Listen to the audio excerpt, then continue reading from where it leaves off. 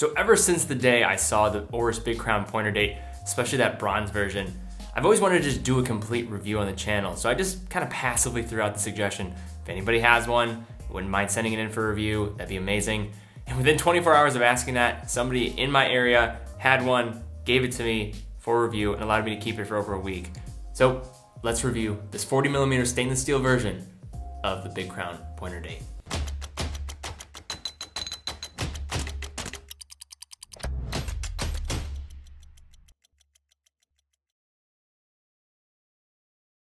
Now before we get too far into this, big thank you to Paul, friend of the show, was able to send in this watch. I just dropped it off for me. Big thank you to him. But let's look at this watch at a glance. So this Oris Big Crown pointer date, this is the reference 01754-7741-4065. Case size here, we're looking at 40mm, case thickness of 12mm, lug to lug looking at 48mm, lug width 20mm here, water resistance of 50 meters, movement is an automatic Oris 754, so that's a Sellita SW200 caliber here, sapphire crystal, and a retail price of $1,600. So this particular model, this Oris Big Crown pointer date line, is actually an older model for the independent Swiss brand, with this particular line going back now 80 years, with it first being introduced in 1938, which we were kind of reminded of with this 80th anniversary edition that was just released this prior year. The line comes in several different dial colors and case options as well, so those that maybe like a smaller watch, know that you also have a 36mm option available. My preference probably would be for the bronze case. Love those options as well, so a lot to like with this line.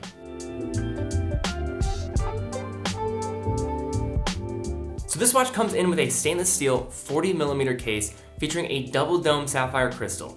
The watch wears very nicely across the wrist on my 6¼ inch wrist or 15.9 centimeter wrist, and has a very similar sizing to that of my Rolex Explorer 2 that has a lug to lug around 47mm. This one has about 48, and it's kind of interesting too, just because I would always kind of consider the 36 for myself, but I'm starting to get a little bit more accustomed to the larger size, and I think this 40mm option actually wears very well, so I think very suitable for wrists, pretty much I'd say maybe 6¼ inches and up. I would say the watch, despite having substantial lugs, wears a little bit more like a 39mm given the thin bezel on the watch.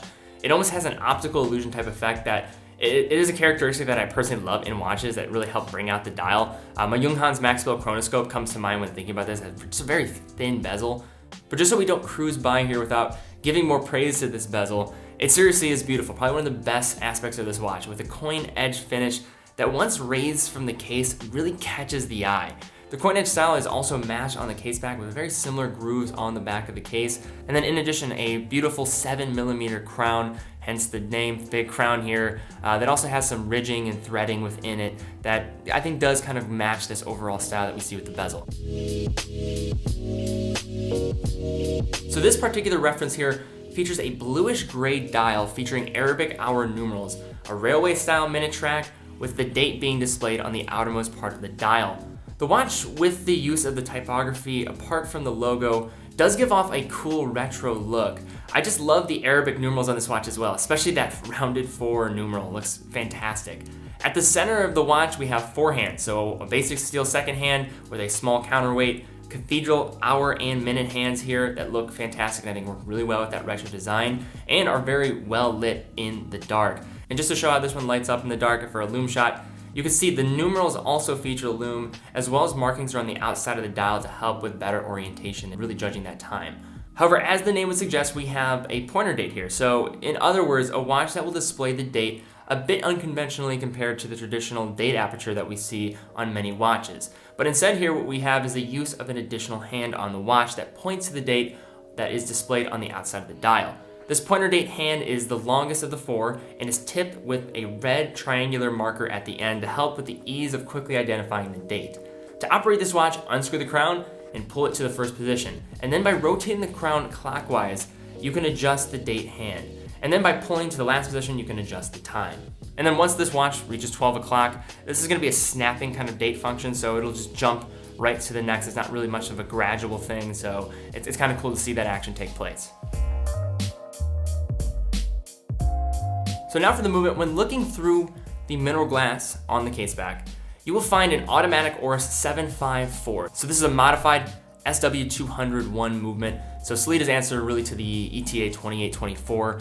This particular movement operates at 4 Hz, 28,800 vibrations per hour, has 26 joules, and has a 38-hour power reserve. This also features hacking seconds and has manual winding capabilities when the crown is unscrewed. The rotor has an interesting touch of red that I can't help but think makes the watch look a little bit, I don't know, maybe cheaper compared to maybe the rest. Just when you flip this watch over, it kind of has this very regal type of look and retro look that I love. And I think just this kind of weird touch of red on the rotor just kind of does make it look a little bit cheaper with the design. Overall though, these Seleda movements, they're nice, reliable movements that, now they're just supplying them for all the Oris watches that I'm familiar with. So you see them quite frequently, have had no trouble with them in my time handling them, and didn't have any trouble with my time with this watch. So what are my overall thoughts of this watch? Is it perfect? No, I would not say it's perfect. I personally do like the bronze versions a little bit more, but these stainless steel versions, after getting some time with it, really do enjoy it. I would love to have seen maybe 100 meters of water resistance on this watch, just because I think we're people that are maybe gravitating towards this piece are doing it maybe for the everyday type of use. I think this is a great everyday watch, so seeing a little upped water resistance there, maybe just having a closed case back, because at this point, it's not like this is a beautifully decorated movement, and having less holes in the actual case might help with getting that upped water resistance. So that'd be really my only criticism of this watch. But overall, for the price, and you can find these, between $1,000 to $1,600 usually on the open market. Cool retro design from a great Swiss independent brand, has been doing it since 1904, and a very interesting just use of that pointer date function, something you don't see very often, and I think it's very cool and a great watch to consider for someone that has a budget around this $1,000, $2,000 range and is looking for an everyday watch. Alright guys, so what do you think of this Oris Big Crown pointer date? Also, if you want me to do more reviews, leave some just comments down below about other watches maybe you'd want to see me review on the channel. I'd love to see it. If it makes sense, and I think enough people would want to see that, I'll try to make it happen. Absolutely, always will. But guys, if you like this, give it a thumbs up, subscribe, hit the bell icon. Thank you so much for hitting 100,000 subscribers still, and a lot of I'm just in awe of it. I can't believe that actually happened. Also, if you guys want to get an amazing watch yourself, actually an Oris watch. A lot of these Oris watches available on Bob's Watches. Link in the description. Any purchase, you're getting an authentic watch from one of the best in the industry, and you can support the content and what you're watching here. And then finally, if you want to join our watch giveaway, fill out that watch giveaway form, and then follow me on Instagram. So guys, thank you again so much for watching. Be well, and I will see you all very soon.